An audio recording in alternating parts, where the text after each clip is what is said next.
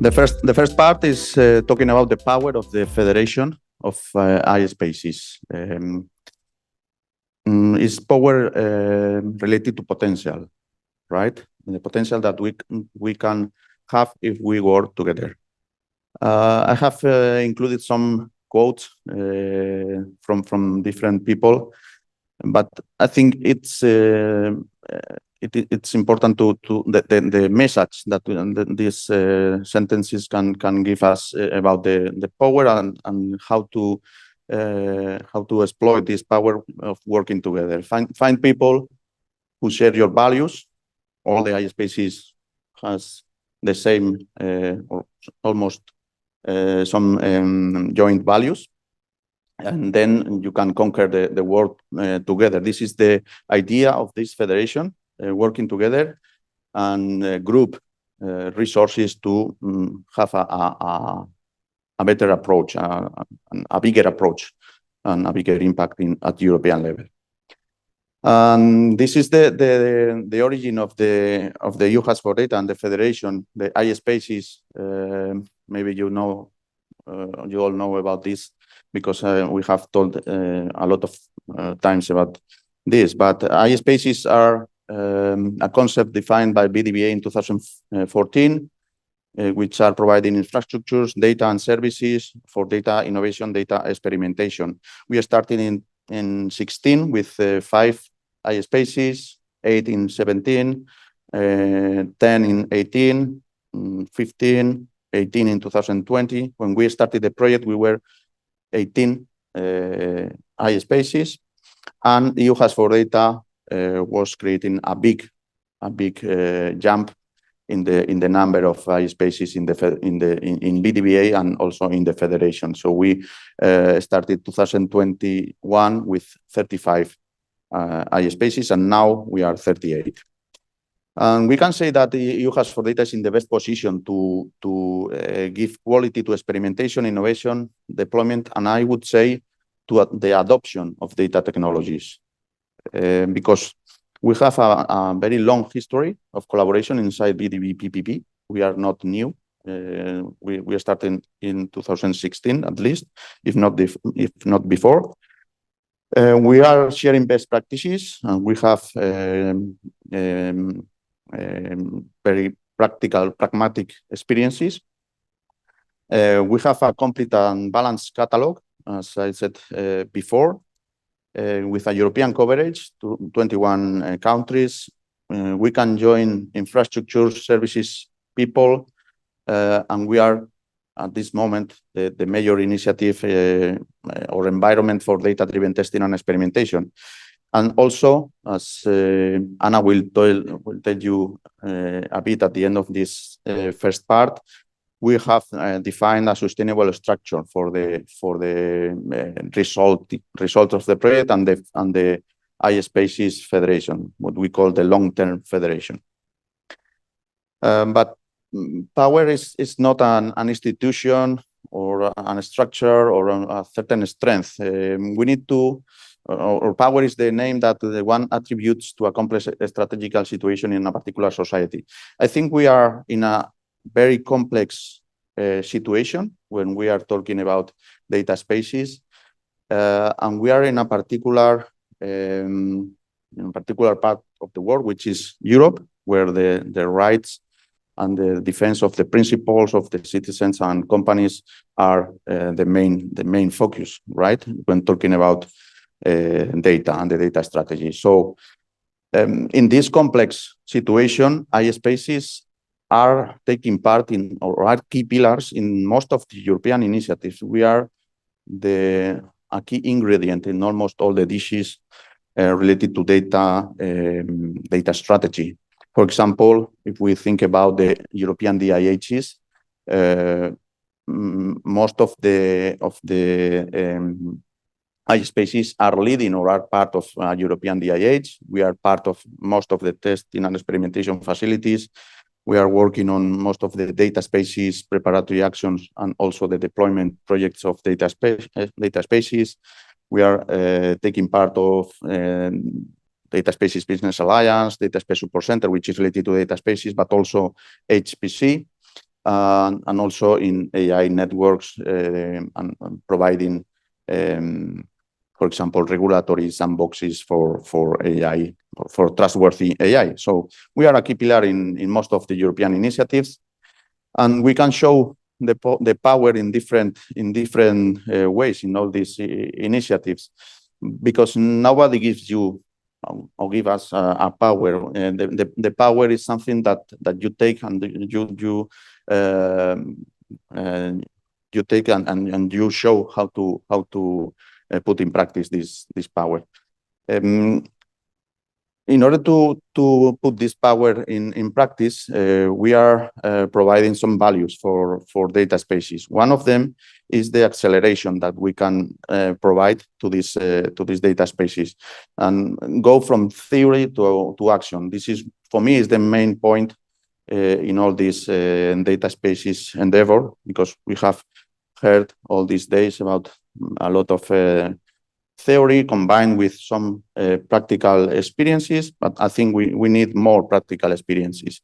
And iSpaces, we are in a very good position to accelerate this the maturity of technologies and the adoption of those technologies, taking into account our coverage and our capillarity.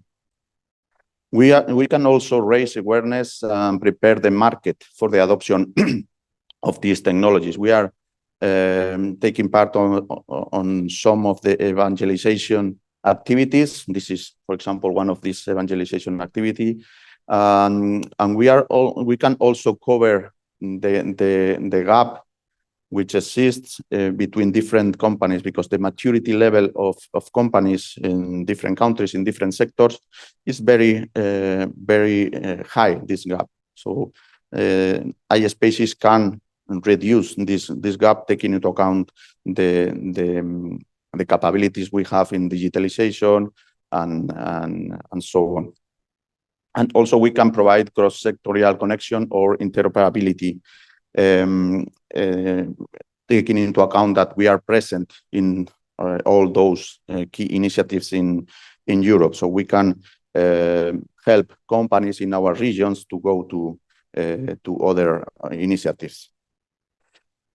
But power isn't control at all. Power is a strength, and giving that strength to others. The important thing of the federation is how we are giving the services and how we are approaching the SMEs with our services. And this is another value proposition for the federation, which is the efficiency. We know that there are a lot of technologies, building blocks, initiatives that are running at this moment, and we need to, and as an iSpace or as a federation of iSpaces, we know a lot all these initiatives, and we are in the best position, to try to not reinvent the wheel, and to advise companies in order to select an architecture, a building block, or the technologies that they want to use for building data spaces. Also, we are very connected to the reality of the data economy. We are connected to SMEs, and we can transfer this knowledge of the real world to initiatives like the Data Spaces Support Center or other initiatives where we are taking part. And we are also providing services for scale up and business horizon, go to market beyond experimentation for companies. Going to the last part, knowledge is only a potential power. It just becomes power when you organized into plans of action, and you have a definite objective, definite end. And this is what we are doing in the federation, having a clear objective and contributing to some plans, like, for example, standardization and regulations. We can act as a testing space for specifications, models, standards, architectures, specifications, where SMEs can test these regulatory frameworks, for example, the regulatory sandboxes that we are creating. So important part, this value that we are proposing from the federation. Also the ethics and neutrality. There will be a specific session for this. We are providing ethics assessment and a very curated process for ethics assessment, and we can act as a neutral actor for quality evaluation of data-driven applications, and also, and finally, the sustainability. And this is related to having an objective, a final objective of the federation, which is the sustainability. We have defined a sustainability plan for the federation, but we also are offering us as a point where other projects, for example, data platforms that are ending now, can come and make sustainable the results of the project, the data assets or the services that they are creating. So this is the value we are creating in the project to data spaces as a federation of iSpaces. Alone we can do so little. Together we can do so much, which is what we are trying to do, going together in a federation. So to show this what this federation is, how this federation is working, we will cover in the following slot the three main aspects: how we are working at SME level, how we are connected with SMEs, and we will have Carlos Matilla from Fubex, which is a company that is developing experiments inside the project. Then we will have the view of a hub, of an iSpace, with Marcin Plosinik from Poznan Supercomputing Center. And then we will know how we are connected at European level and how the federation is going to be governed and how we are planning to exploit all these assets coming from the project. And Ana Garcia from BTVA will explain a bit more about this. And Carlos, if we can come, Carlos, which is online, the floor is yours for introducing your experiment. Thank you. Hi everyone. I don't know if you can hear me well. So we are Fubex, and we have been participating in the experiment in the first and second open calls of this project. Let me share the screen first of all. So if you can see my screen. What we have done in this project is that to develop. Let me share the screen again because I am not sharing the full screen. Sorry about that.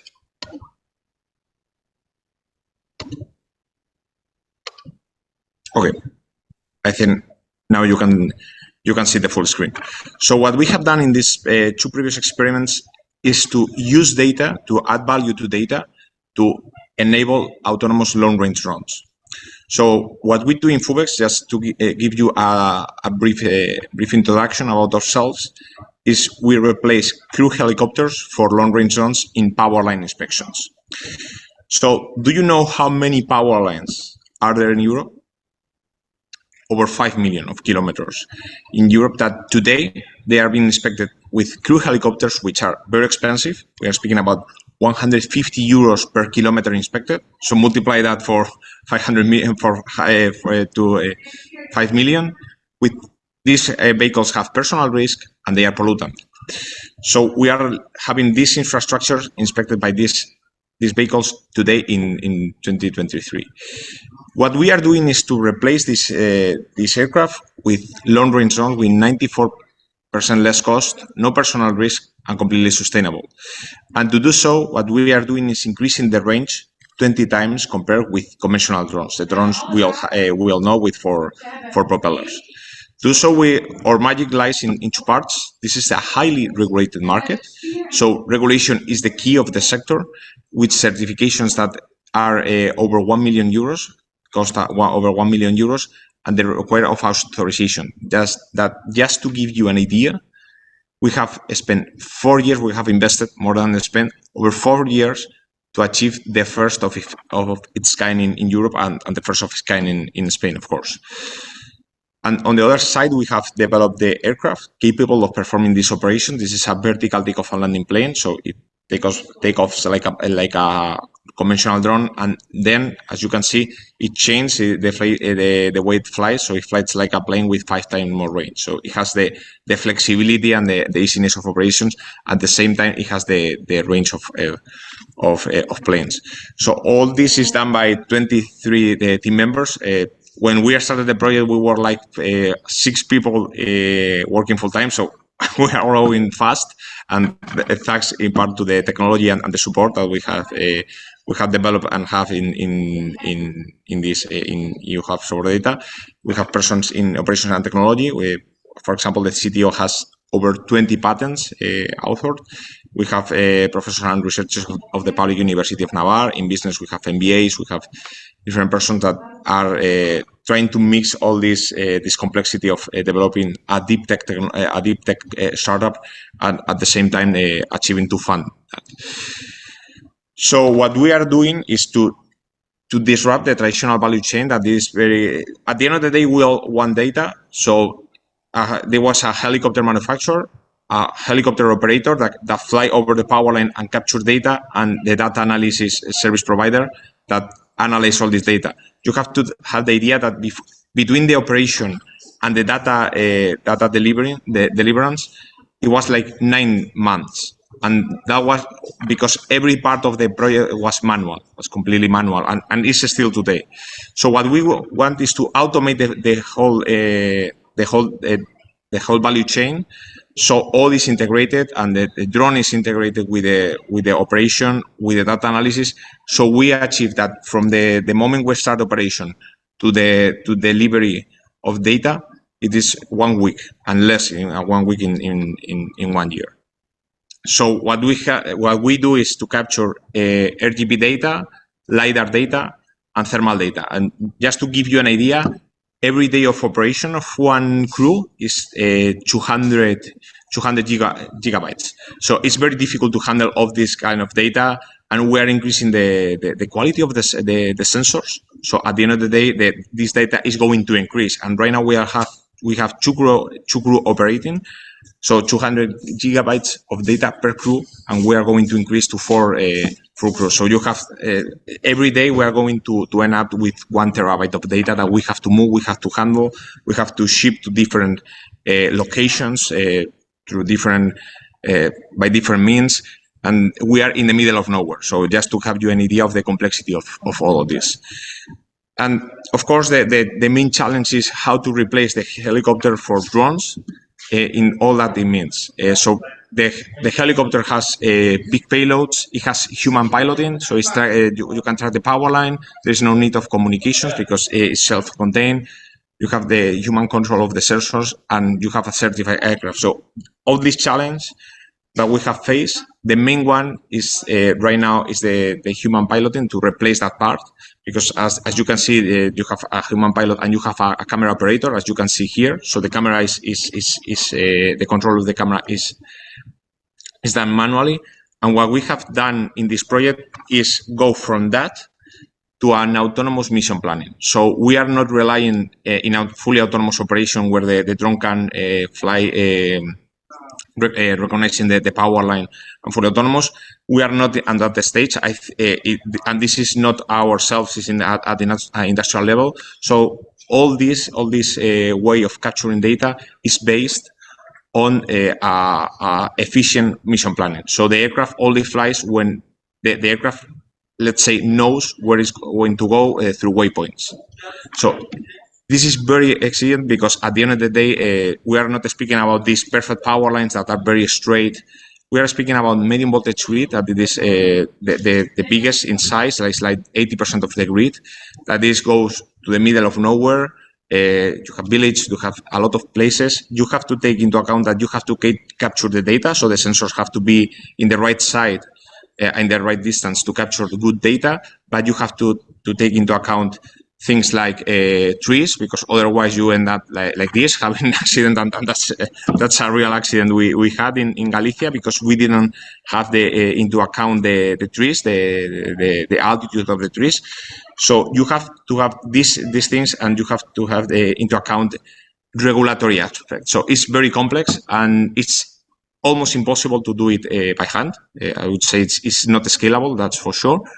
And what we have done in these two experiments, and the one has been an scale up of the other, was an automatic in long range mission planning using all the data. So LiDAR data, satellite data, and other open data that was already in the federation, or it's open data from the, for example, Spanish Geography Institute, to add data to this value to obtain the first of its kind long-range mission planner, as far as we know. And the key points was the trajectory simulation, calculation and simulation. So, okay, we have the power lines in these places, and we know where the drone has to go. We simulate the trajectory to ensure that the drone is going to fly according to the regulation, so it's not going to fly in the middle of a village, for example, that is forbidden.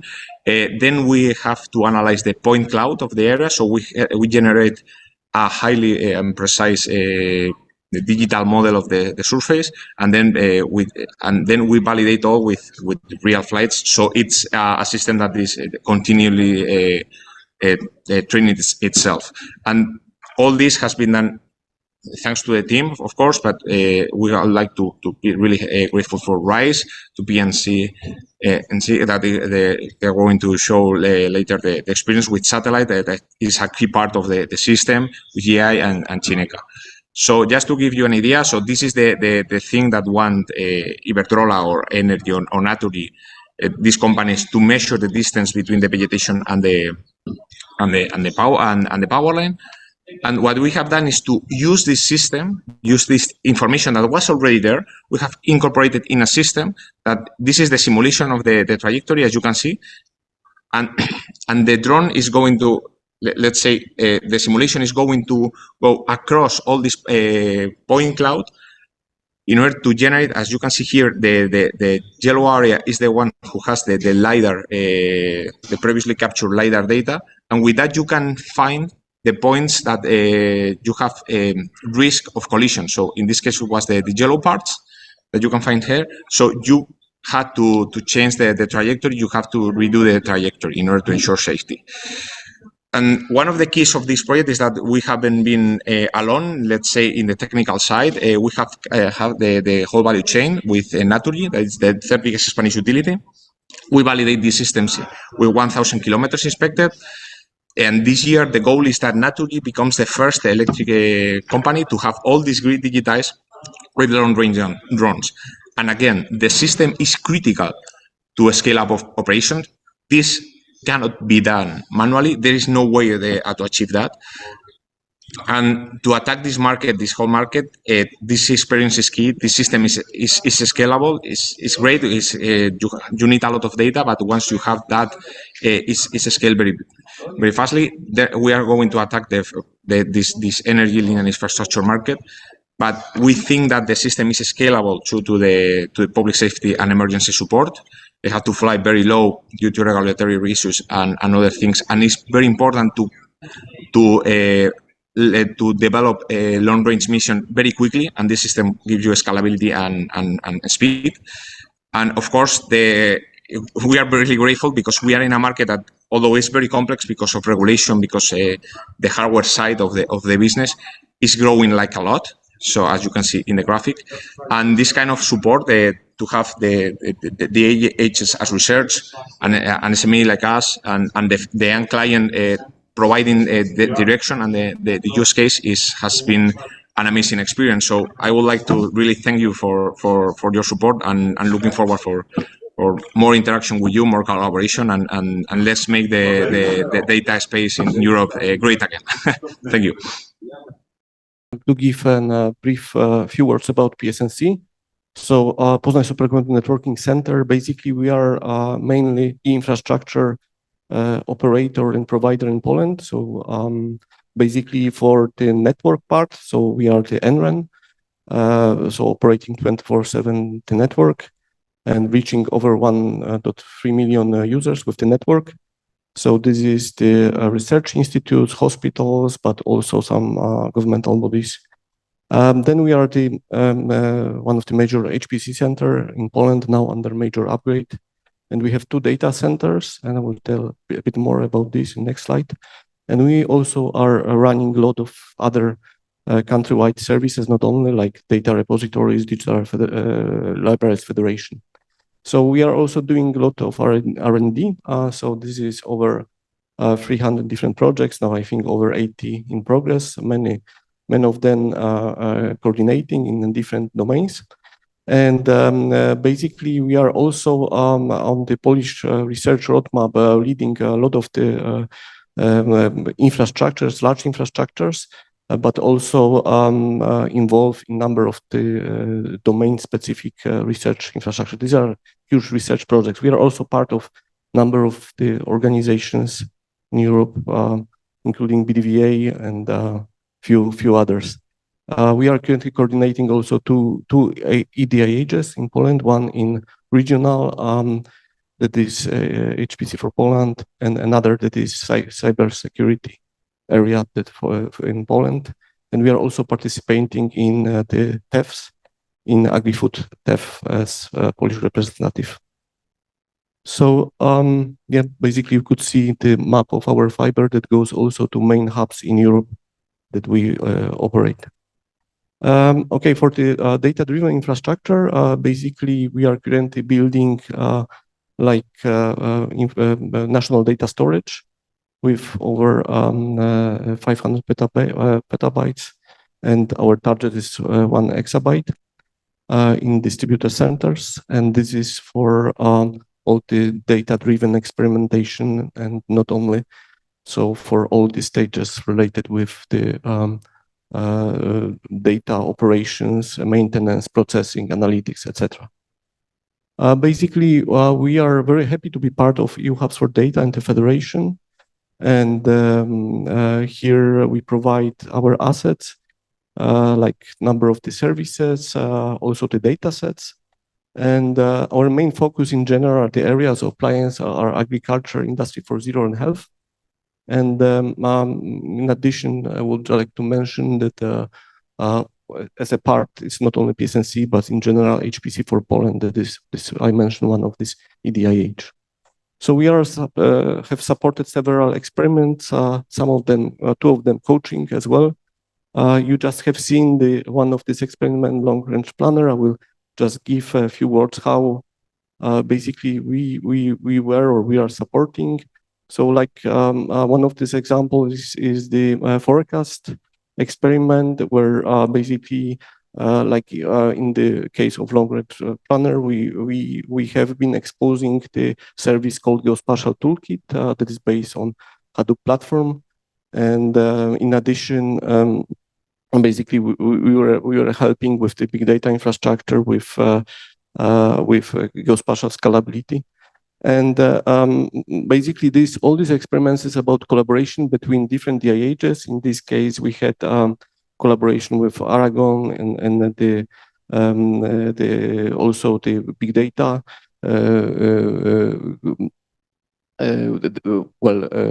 There were several basically Eurocad, so there were several DIH involved where we collaborate with common service offerings towards the SME. So also for the, if we say about the value of federation from the hub perspective from us, basically we see that there is a lot of the common assets that we can expose wider. And one of those things very important for us is shared efforts to solve like common issues, problems like ethics, data protection, that alone ourselves, that would be really enormous work. And with this collaboration, we really profit out of all this discussion that we have to go anyway through, because as a kind of major infrastructure like data provider and services provider in Poland, we in a way have to apply and adjust to all those things. But this is also a strong relation with the DIHs, with different experiences. So yes, so again, it's we are very happy to be part of the federation. So thank you, that's it. Well, thank you very much, and it's great to see after Carlos and also Martin. My part will be a bit more abstract, but I think it's very important to see, these experiments. You said how many have been in the whole project? 42, and you saw an example, and it's so exciting, right, to see how really these SMEs can really evolve and improve their services through data. And also it's great to see also, Martin, thank you, the value for the hubs themselves. Now I want to talk another layer, so how we keep the community collaborating together and how we keep a federation that has been built through this project really running. But before going ahead, I wanted to know a bit who you are, because my presentation is really a bit produced for the hubs themselves. So how many of you are behind existing iSpace at the moment in the room? 1, 2, 3. How many of you are in the UHAS for Data project? Okay, with this, I don't see anything, just stretch a bit. Okay, some people. And how many of you are interested maybe in being an iSpace for the future? Okay, good. 4. Excellent. Okay, so let's start. This helps me a bit, and actually this is the most important slide, and then I have some decoration after. So we've been working quite hard in the evolution and sustainability of this federation. So you have seen the great SMEs. You have seen, with the example of Martin, the excellence of all the different iSpaces. This community existed before the project. This community will exist after the project. And what the project is really doing is a strong qualitative shift from the beginning and the end. But we really need to make sure that we leverage all the good work of this project for the future. And Daniel has been talking a lot about the opportunity, the potential of the iSpaces, the potential of the federation, but how much of that potential we can really implement and make a reality. So here I have brought 5 really pillars of the sustainability and evolution of the federation. And I want to keep a dialogue here, and then the rest is a bit of information that we already know, but also information for everyone. I don't want to talk too much about how we are going to keep this community of SMEs ongoing, but I think it's very important. I mean, the SMEs, as Carlos, as Fubex before, some of them are connected already to the hubs, but some are new to the whole ecosystem.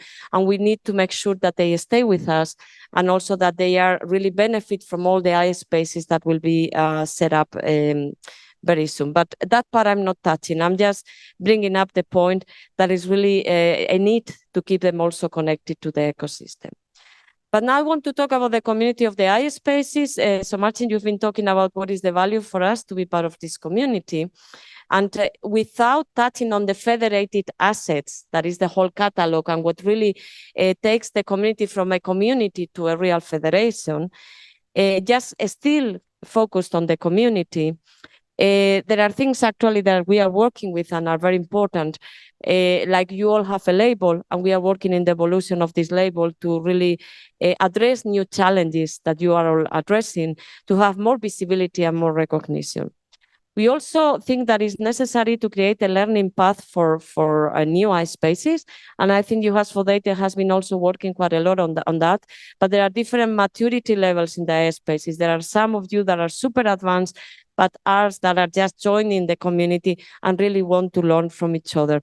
And that's going to be a very important part of the community evolution. Then collaboration models, and there has been good examples through the experiments, and now we need to keep really running these collaboration models. Also, something that is important, so this federation doesn't have further funding. So there are other groups, other type of activities that have more long-term funding to continue. And in HPC, we have several examples, but that doesn't happen on data.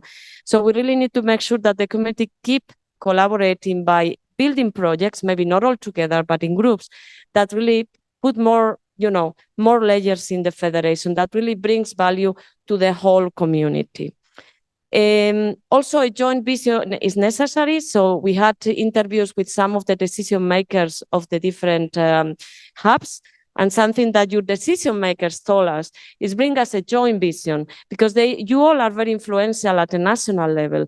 And you know how important the whole digital decade policies now, how important they are in bringing multi-country projects and activities where really you can influence a lot. But this joint vision is also part of this sustainability. And then the community is growing. We hope it's growing, but also we need to understand how the community should be growing. And for us, also geographical representation is very important, but again, we are open to grow. But that's an important aspect of the community sustainability. Third pillar is actually the assets that the project has generated. There are many, and actually I think there has been an assessment and it was like more than 90 different assets, but some are individual assets that have been generated by the different hubs, etc. But we want to really focus in what is really common, what we call the federated assets, and those ones that take the collaboration from just being a collaboration to be a real federation. There are several that are like the key stars. Definitely the federated catalog, and the next session we'll talk about it. And one of the key topics now for us is actually see how we can give sustainability to the federated catalog, not only from the governance perspective, but the economical perspective, and that's a big part now of the project activities. But there are other federated assets, and the ethical toolkit, and we will have also presentations later on, is one of big assets that the project have generated. But how can we give continuity to those in a sustainable manner? We have depending of the funding of the project. Finally, another important pillar for the sustainability and evolution is really what is our concrete value proposition as a community, not individual hubs, but as a community. And the project has developed many things that can really brand it in a way that is really useful for many different stakeholders. And I bring a few examples just because we are in the Data Spaces Symposium. We are talking about data spaces, and really most of the iSpaces, you are data space labs. So you are really the place to really experiment, not only for technologies and non-technological components of the data spaces, but you provide access to the SMEs. You are going to help SMEs and companies to do all the steps that they need to connect to the data spaces. And I know some of you are already working on that. Then we have a fantastic catalog of courses. Come on, we need a data space academy, right? We are here knowing how much knowledge is needed. So that's something that can be curated also. The whole catalog of UHAS for data can really be curated to support this data space academy. And then you are incubated fantastic SMEs, startups, and we need innovation in data spaces. So what this community is doing is really generating, demonstrating the innovation. And again, Carlos is a fantastic example, but we can have so many. So all this is very important. And also, well, another example, because we've been discussing a lot of, is an iSpace, a data intermediary is not, I mean, you are data intermediaries from the experimentation perspective, but something that is really useful is you can help the intermediaries to enter into the market because of the role that you are taking also into the data spaces. And as I said, this is the most important part. We don't have time. I see Daniel looking at the watch. I'm just going to focus in what are the things that we are delivering in the project that will really give the whole package for the governance of the federation. And you see we are delivering in terms of reference for the federation, a code of conduct, as I said, also a vision paper. We have the whole aspect of the sustainability of the assets and the federation, including a value proposition, as I said, and everything will be published in a federation handbook. Maybe just to mention a few aspects, and this is something that we already built at the very beginning of the project, and we've been developing through the project. But now we really need to conclude before the project ends. But just to give you an idea, that our governance model for the federation has been built or is being built around different pillars. There are certain governance principles that will be part of the code of conduct. As I said, we have certain assets and processes connected to those assets, where we are also looking at the specific governance of those assets. More on the technical side and related to the whole catalog, we need to look at what are the processes to integrate IT governance, data governance around the federation operating model, the data ethics framework, the code of conduct that I already mentioned, and I will enter in a moment in roles and responsibilities. But I will pass this part very quickly because we don't have the time. Maybe just to mention two important aspects. Again, the federation, we always saw the federation with two different parts, the community and the federated assets. For the community, also, we always made a strong differentiation, and many people have seen these slides before, but it's important to bring this up. In between the federating, the hubs, that they are really individual, let's say, legal entities, and they are fully independent from each other. They have bigger missions than just being a BDVA iSpace, and Martin has given us a good example of all the things that they do and how many networks they are connected to. And they are really implemented in many different legal forms, and in different countries is a strong diversity. But then we also have the federating entity. So we always define at the very beginning, we need a federated entity that really looks after these common assets. I tell you where we are at the moment. For the community part, we already said, we keep the community was in BDVA, the community will continue in BDVA. What we are doing is actually discussing now with the board how to how to really implement the iSpaces Federation with a specific governance under the BDVA. And we have already some predecessor task forces with a similar approach. So we are conforming the federation as a task force in BDVA with a specific governance. However, this is not sufficient for the federated assets. And here you can see in the second bullet point, if we decide to continue to the catalog, and I hope we will, that probably will need to be operated by some of the hubs. And that's one of the things that we still need to open a very broad discussion with the community on this topic. And maybe to talk a bit about roles and responsibilities, and this is just illustrative because this needs to be discussed with the community. The federation will be ruled by a steering committee. That is really all the hubs in the community will conform the steering committee. And they will be the ones selecting chairs and co-chairs. It's just while we stay under the umbrella of another association like BDVA, still there will be, I mean, the whole aspect of liabilities, the whole aspect of, there are many aspects of decision making that still will lay on the board of directors of the association. But in any case, the association can have its own governance under the mandate of the federation. And here we need to reflect together in what are those other committees that we want to have in this federation. Of course, technical committee, in which give continuity to what you will see in the next session, but also our own value proposition, as I mentioned before. Do we need the service delivery committee, ethics committee, and the iSpace level committee? This is an idea of what will be let's say the topics that will be need to be governed through the committees of the community. And with this, I think I entered just by showing this comes from ITI, and that's just to show again in terms of the community and how the value proposition of the whole community, how really the community is so well connected. Martin again gave us a good example. We are an edit, we are in a testing and experimentation facility for AI. How really the community is so strong. You are super nodes in Europe for data experimentation, super nodes, and you really give access to a huge ecosystem of SMEs to many, many different initiatives in Europe. So it's great potential, and yes, I hope that in the next few months, we are really able to put this potential in action. Thank you.